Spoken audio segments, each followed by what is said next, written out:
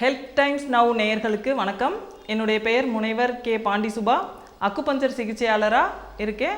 சென்னை மதுரவாயலில் SK academy of acupuncture அப்படிங்கிற ஒரு அக்குபஞ்சர் அகாடமி நடத்திட்டு இருக்கேன். நான் இன்னைக்கு உங்களோட என்ன பேச போகிறேன், என்ன டாபிக் பேச போகிறேன்னா, முதல்ல மருத்துவம்னா என்ன, மருத்துவம் எதுக்கு தேவைப்படுது, என்னென்ன மாதிரியான மருத்துவங்கள் இருக்குது அப்படிங்கிறது நம்ம பார்க்கலாம். இப்போ மருத்துவங்கிறது மனிதன் எப்போ நோய் உற்றானோ அப்போதைய தேடல்களுக்கு அந்தந்த ஏரியாவில் தகுந்த மாதிரி ஒரு ஏரியாலையும் ஒரு மருத்துவங்கள் மருத்துவ முறைகள் உருவானுச்சு. பார்த்தீங்கன்னா இப்போ பாரசீகத்தில் ஒரு மருத்துவ முறை, சீனாவில் ஒரு மருத்துவ முறை, இந்தியாவில் ஒரு மருத்துவ முறை, சித்த மருத்துவ முறை அப்படிங்கிற மாதிரி ஒரு பகுதிகளுக்கு தகுந்த மாதிரி ஒரு ஏரியாவுக்கு தகுந்த மாதிரி மருத்துவ முறைகள் உருவானுச்சு. அதில் அலோபதி மருத்துவ முறை உலகமெங்கும் பரவி இருக்கு. இதில் மரபு மருத்துவ முறைகள் 104 மரபு மருத்துவ முறைகள் இருக்கு. அதில் ஒரு WHO உலக சுகாதார நிறுவனத்தால் அங்கீகரிக்கப்பட்ட ஒரு மருத்துவ முறை தான் நம்ம அக்குபஞ்சர் மருத்துவ முறை. இந்த அக்குபஞ்சர் மருத்துவ முறை அப்படிங்கிறது ஒரு வாழ்வியல் சார்ந்த மருத்துவ முறை. இது ஏதோ ஊசியை வச்சு குத்தி விடுற மருத்துவ முறை அப்படிங்கிறது தான் நம்ம எல்லாருக்கும் தெரியும். இது ஒரு ஆற்றல் மருத்துவ முறை. இப்போ நோயுற்ற மனிதர்கள் மருத்துவத்தை தேடி ஒரு மருத்துவர்கிட்ட போகிறாங்க. அங்கே நிறைய மருந்து மாத்திரைகள் சாப்பிட வேண்டியது இருக்குது. அப்போ அவங்களுக்கு அது பிடிக்கல, எனக்கு மருந்து மாத்திரை சாப்பிட பிடிக்கல, நிறைய சாப்பிட்டுட்டே இருக்கேன், லைஃப் லாங்காக சாப்பிட்டுட்டே இருக்கேன், எனக்கு வேற ஒரு மாற்று மருத்துவம் வேணும் அப்படிங்கிற பட்சத்தில் மக்கள் அடுத்து மரபு மருத்துவங்களை தேடி பயணிக்க ஆரம்பிக்கிறாங்க. இப்போ இந்த ஆற்றல் மருத்துவத்தில் இது ஒரு மருந்தில்லாத மருத்துவ முறை. நாங்கள் எந்த ஒரு நபரையும் நீங்கள் மருந்தை நிறுத்துங்க அப்படின்னு சொல்கிறது கிடையாது. மருத்துவங்கிறது ஒருத்தருடைய உரிமை. நீங்கள் அலோபதியை தேர்ந்தெடுக்கணுமா, மரபு மருத்துவம் தேர்ந்தெடுக்கணுமா அப்படிங்கிறது ஒரு மனித உரிமை இல்லையா? ஸோ இப்போ அலோபதி மருத்துவம் எனக்கு வேண்டாம், எனக்கு மருந்து மாத்திரையிலேருந்து விடுதலை வேணும், எனக்கு நோய்கள்லேருந்து நிரந்தர தீர்வு வேணும் அப்படின்னு சொல்கிற மக்கள் மரபு மருத்துவங்களை நாடுறாங்க. அதில் முதன்மையான மருத்துவம் அக்குபஞ்சர் மருத்துவம். அது ஒரு ஆற்றல் மருத்துவம். இந்த மருத்துவம் எதனை அடிப்படையாக கொண்டு இயங்குது அப்படின்னா, பஞ்சபூத தத்துவம், கருவுரு தத்துவம், இந்த தத்துவங்களோட கழிவு நீக்க தத்துவம், இந்த 3 தத்துவங்களோட அடிப்படையில் இயங்குறது தான் இந்த அக்குபஞ்சர் மருத்துவம். நீங்கள் உடலில் எந்த நோய் வந்தாலும் சரி, என்ன பேர் வச்சாலும் சரி, அந்த நோயோட அடிப்படை மூலம் என்ன அப்படின்னு பார்த்தீங்கன்னா பஞ்சபூதங்களுடைய சமநிலையற்ற தன்மையாக தான் இருக்க முடியும். மிகினும் குறையினும் நோய் செய்யும் நூலோர் எண்ணிய வழி முதலா 3. என்ன அதிகமானாலும் சரி, குறைஞ்சாலும் சரி, அதுதான் நோய். பஞ்சபூதங்களுடைய சமநிலையற்ற தன்மை தான் நோய். நீங்கள் உலகத்தில் உள்ள எந்த நோய் பெயர்னாலும், எந்த லாங்குவேஜில் உள்ள பெயர்னாலும் சொன்னீங்கனாலும் அடிப்படை பஞ்சபூதங்களுடைய சமநிலையற்ற தன்மை. ஸோ இந்த பஞ்சபூதங்களுடைய சமநிலையற்ற தன்மையை ஆற்றல் மருத்துவத்தை கொடுத்து சமநிலைப்படுத்த முடியும். உடலில் தேங்கி இருக்க கழிவுகளை நீக்க முடியும். சரி, இதை மருத்துவம் செஞ்சால் மட்டும் போதுமா, நோய்கள் எல்லாம் சரியாயிருமா அப்படின்னா இல்லை, மருத்துவம் செஞ்சால் மட்டும் இல்லை, இது ஒரு வாழ்வியல் முறை. மனுஷன் இயற்கையோடு இயந்து வாழ வேண்டிய ஒரு சூழல் இப்போ அவசியம் ஏற்பட்டிருக்கு. பசி, தாகம், தூக்கம், ஓய்வு, இது 4ம் இயற்கை விதி. ஆனால் இந்த இயற்கை விதியை மனிதனான நம்ம ஃபாலோ பண்ணுறோமா அப்படின்னு கேட்டால் இல்லை. நம்ம பசித்து சாப்பிட்ருக்கோமா, இல்லை பசிக்கும் போது சாப்பிடாமல் இருந்திருக்கோமா, இதெல்லாம் நம்ம கவனிக்க வேண்டிய விஷயங்கள். அதே மாதிரி பார்த்திங்கன்னா தாகம் எடுக்காமல் தண்ணி குடிக்கிறோம். ஆனால் காலையில் எந்திரிச்சோடனே இயல்பாக நமக்கு தாகமே இருக்காது, ஆனால் 1 லிட்டர் தண்ணி குடிச்சிருவோம். அப்போ தாகம் இல்லாமல் தண்ணி குடிக்கிறது, உடல் தாகம்னு ஒரு உணர்வை நம்ம உடம்புக்கு வச்சிருக்கு இல்லையா? அப்போ அந்த தாகம்ன்ற உணர்வு ஏற்படும் போது தான் தண்ணி குடிக்கணும்.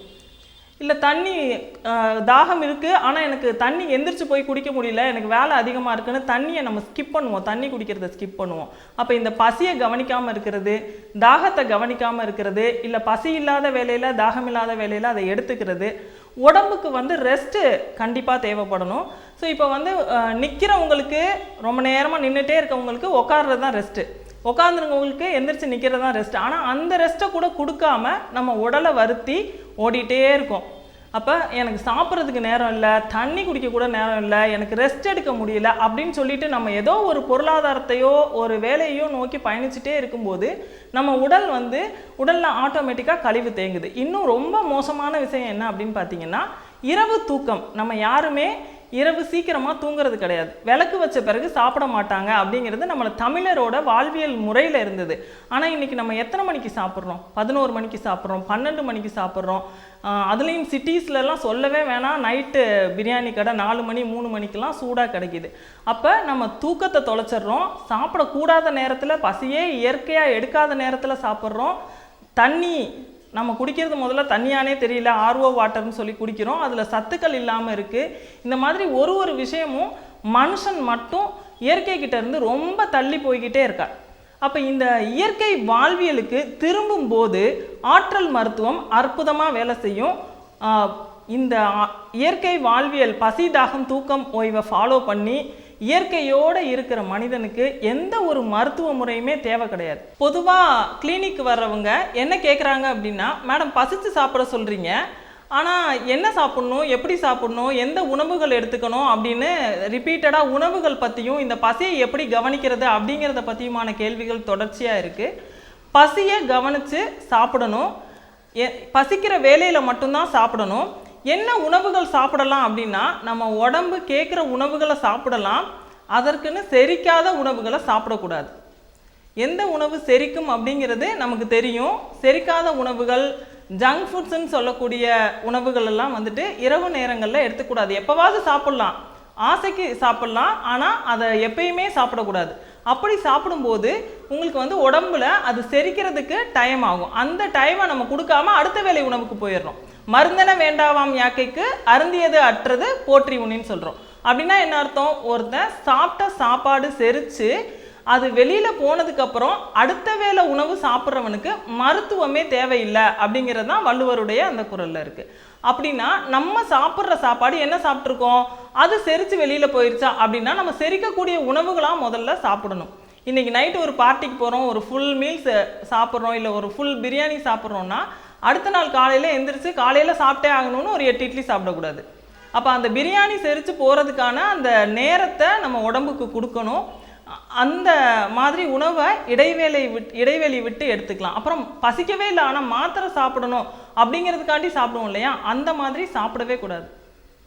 ஸோ பசியை கவனித்து சாப்பிடணும், பசிக்கிற வேலையில் தான் சாப்பிடணும், இரவு சீக்கிரமாக சாப்பிடணும், உணவுகள் நல்ல உணவாக சாப்பிடணும்.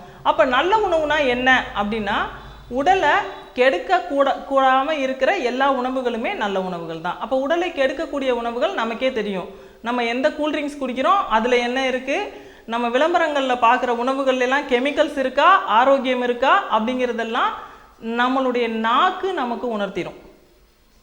நம்ம சாப்பிடும்போதே உணவு இதமாக இருக்கா, இல்லை கெமிக்கலோடு இருக்கா, அது நமக்கு உடம்புக்கு ஒத்து போகிற உணவாக இருக்கா, இல்லை ரசாயனம் கலந்த உணவாக இருக்கான்னு நான் சொல்லி, இல்லை மருத்துவர்கள் சொல்லி, மற்றவர்கள் சொல்லி தெரிய வேண்டிய அவசியம் இல்லை. ஒரு மனிதனுக்குமே நாக்கில் அந்த உணர்வு இருக்கும். இந்த உணவு நம்மளுக்கு ஏற்ற உணவா, இது நமக்கு செரிக்குமா, நம்ம ஏற்கனவே நம்ம சாப்பிட்டது நமக்கு செரிச்சிச்சா செரிக்கலையா, இதெல்லாம் ஒரு மருத்துவரால் சொல்ல முடியாது. அந்தந்த மனிதனுடைய உடம்புக்குன்னு ஒரு ஆற்றல் இருக்குது. நம்ம என்ன சாப்பிட்டாலும் செரித்து வெளியில் தள்ளுது இல்லையா அந்த உடம்பு ஆற்றல் மிகுந்த உடம்பு. இப்போ அந்த உடம்போட பேசுங்க.